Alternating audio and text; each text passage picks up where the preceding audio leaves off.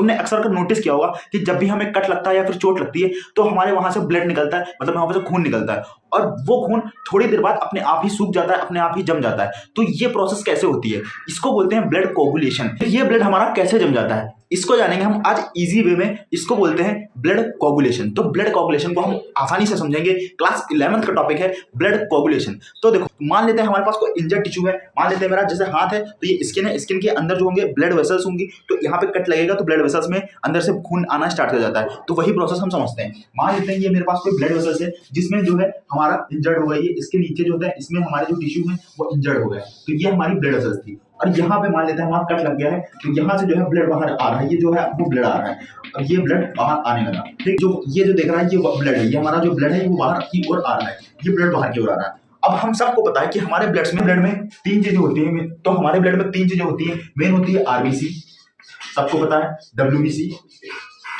और प्लेटलेट्स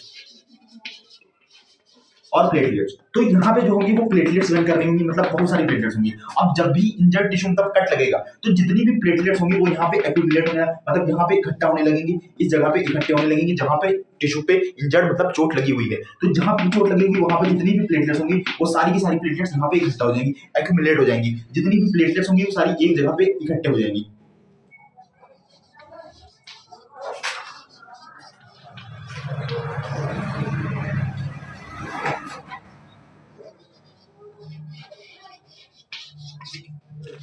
इस जगह पे इंजर्ड, जहां पे जो टिश्यू इंजर्ड हुआ था उस जगह पे जितनी भी प्लेटलेट्स होंगी हमारी वो सारी की सारी इकट्ठा हो जाएंगी। तो ज्यादा से ज्यादा जो प्लेटलेट्स होंगी वो यहाँ पे डिपोजिट हो जाएंगी, इकट्ठा हो जाएंगी। और ये जो हमारा इंजर्ड टिश्यू था, ये जो हमारा इंजर्ड टिश्यू था, जो इंजर्ड टिश्यू था, ये अपने अंदर से एक केमिकल निकालता है जिसको बोलते हैं थ्रोम्बोप्लास्टिन, जिसको बोलते हैं थ्रोम्बोप्लास्टिन।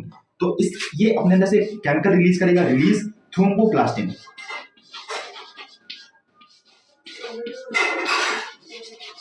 ये रिलीज करेगा थ्रोम्बोप्लास्टिन। और जो प्लेटलेट्स यहाँ थी इकट्ठा हो रही थी, जहां जितनी भी सारी प्लेटलेट्स इकट्ठा होती थी, डिपॉजिट हो रही थी, वो भी अपने अंदर से केमिकल निकालेंगी। जो प्लेटलेट्स थी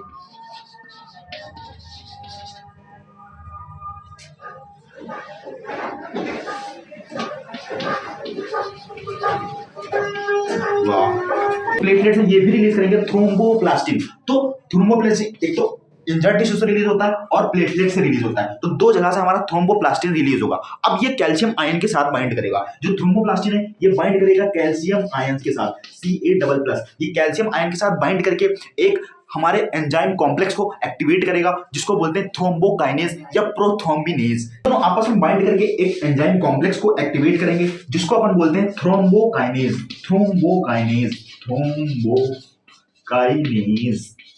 ये थ्रोम्बोकाइनेज या इसी को प्रोथ्रोम्बिनेज बोलते हैं, इसी को प्रोथ्रोम्बिनेज बोलते हैं या फिर थ्रोम्बोकाइनेज बोलते हैं। ये एक टाइप का एंजाइम कॉम्प्लेक्स है।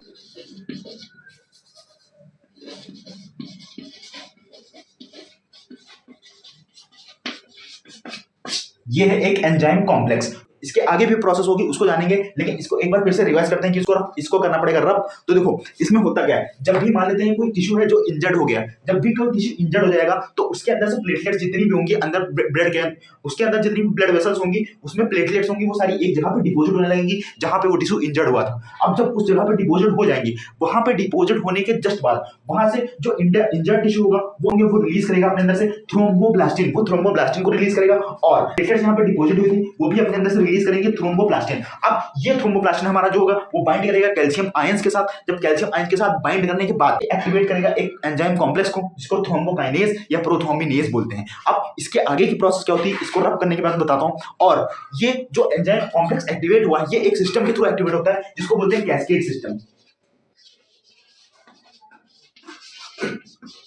अगर जो कैस्केड सिस्टम के बारे में तुमको डिटेल में जानना तो कमेंट जरूर करना। कैस्केड सिस्टम अगर जो मैं इजी वे में बताऊं, इसमें टोटल 13 फैक्टर्स इन्वॉल्व होते हैं, मतलब 13 लोग हेल्प करते हैं आगे बढ़ने के लिए। इसमें होता क्या है, जैसे तुमने देखा होगा प्रेयर्स होती है, जो लाइन लगती है इसमें ऐसे एक बंदा खड़ा होता है, दूसरा खड़ा होता है, तीसरा खड़ा होता है। तो अगर एक इसने इसको धक्का दिया तो आगे वाला धक्का होगा, तो इसको अगर ये इसने धक्का दिया तो ये आगे जाएगा, इसको धक्का देगा, फिर इसको आगे धक्का देगा। लेकिन अगर जो इसने इसको धक्का दे दिया ऐसा पॉसिबल नहीं है, ये इसको धक्का देगा, ये इसको ही देगा। तो कैस्केड सिस्टम क्या होता है, अपने से आगे वाले को पुश करता है, फिर अपने से आगे वाले को पुश करेगा, फिर अपने आप से आगे वाले को पुश करेगा। और ये इसमें टोटल 13 फैक्टर इन्वॉल्व होते हैं। उन 13 फैक्टर्स के बारे में जानना है तो डिटेल में कमेंट करना, मैं तुमको कैस्केड सिस्टम के बारे में डिटेल में बताऊंगा। लेकिन इससे पहले हम इस पूरी प्रोसेस को रब करते हैं और इसके आगे क्या बोलता है। अब हमने थ्रोम्बोकाइनेज बना लिया, ये याद रखना कि हमने थ्रोम्बोकाइनेज बना लिया। अब थ्रोम्बोकाइनेज के बाद क्या होता है वो जानते हैं। तो अब प्रोथ्रोम्बिनेज हमने निकाल लिया, तो इंजर्ड टिश्यू और प्लेटलेट से हमारा निकला था थ्रोम्बोप्लास्टिन। ये थ्रोम्बोप्लास्टिन कैल्शियम आयंस के साथ मिलकर बनाया था थ्रोम्बोकाइनेज। अब ये थ्रोम्बोकाइनेज आगे क्या करेगा, तो ये थ्रोम्बोकाइनेज क्या करता है, ये थ्रोम्बोकाइनेज के दो काम होते हैं। सबसे पहले तो इनएक्टिवेट करेगा, इनएक्टिवेट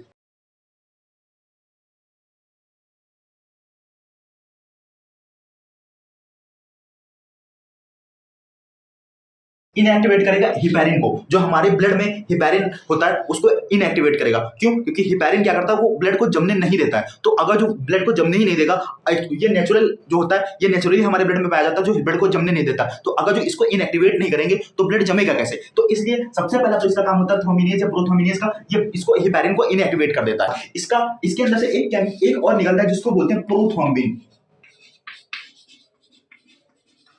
प्रोथ्रोम्बिन जो है वो एक इनएक्टिव फॉर्म है, ये लीवर में बनता है, हमारा इनएक्टिव फॉर्म होता है विटामिन। तो प्रोथ्रोम्बिन, अब ये इनएक्टिव फॉर्म है। इसकी जो एक्टिव फॉर्म होती है, इसको पहले हम इसको कन्वर्ट, प्रोथ्रोम्बिन को कन्वर्ट करते हैं एक्टिव फॉर्म में, जिसको बोलते हैं थ्रोम्बिन। अब ये थ्रोम्बिन क्या करेगा, ये थ्रोम्बिन बूस्ट करता है फिब्रिनोजेन को, ये थ्रोम्बिन बूस्ट करेगा को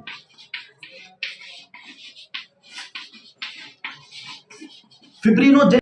तो यार अभी हमने पढ़ा कि कैसे हमने प्रोथ्रोम्बिनेज बनाया। तो प्रोथ्रोम्बिनेज हमने कैसे बनाया था, एक बार फिर से क्विक रिवीजन करते हैं। प्रोथ्रोम्बिनेज तो हमने बना लिया था प्रोथ्रोम्बिनेज और थ्रोम्बोकाइनेज। अब ये प्रोथ्रोम्बिनेज और काइनेज कैसे बना था वो इधर लिखा हुआ है कि इंजर्ड टिश्यू और प्लेटलेट ने थ्रोम्बोप्लास्टिन रिलीज किया था, वो कैल्शियम आयन के साथ मिलकर प्रोथ्रोम्बिनेज बना था, एक एंजाइम कॉम्प्लेक्स को एक्टिवेट किया था जिसको थ्रोम्बिकाइनेज बोलते हैं। अब ये जो हमारा थ्रोम्बोकाइनेज और प्रोथ्रोम्बिनेज बन गया है, इसका एक ही प्रोथ्रोम्बिनेज या थ्रोम्बोकाइनेज बन गया है, ये करता क्या है, तो हमारे ब्लड में ऑलरेडी एक नेचुरल एंटीकोएगुलेंट है जिसको बोलते हैं हिपैरिन, जो हमारे ब्लड को जमने से रोकता है, उसको सबसे पहले करेगा इनएक्टिवेट। अगर जो हिपैरिन इनएक्टिवेट नहीं हुआ, हमारा ब्लड जम ही नहीं पाएगा, क्योंकि ये जमने से रोकता है ब्लड को नेचुरली। तो इस हिपैरिन को करेगा इनएक्टिवेट। अब इसके बाद हमारे लिवर में ऑलरेडी दो मॉलिक्यूल्स होते हैं, ऑलरेडी दो सब्सटेंस होते हैं जिसको बोलते हैं प्रोथ्रोम्बिन और फिब्रिनोजन। अब ये प्रोथ्रोम्बिन और फिब्रिनोजन हमारे जो लिवर है वहां से बनता है, जो लिवर में होता है ऑलरेडी बनता है, जिसको बोलते हैं प्रोथ्रोम्बिनेज और फिब्रिनोजन। अब ये प्रोथ्रोम्बिनेज और फिब्रिनोजन होते हैं कैसे, इनएक्टिव होते हैं। जो फिब्रिनोजन होता है वो सॉल्युबल होता है, मतलब घुला हुआ होता है, और फिब्रिनोजन होता है वो इनएक्टिव पड़ा रहता है, लीवर में बनता है विटामिन के की हेल्प से। थ्रोम्बोकाइनेज निकला हुआ है, ये इसका दूसरा काम करेगा, इस प्रोथ्रोम्बिनेज को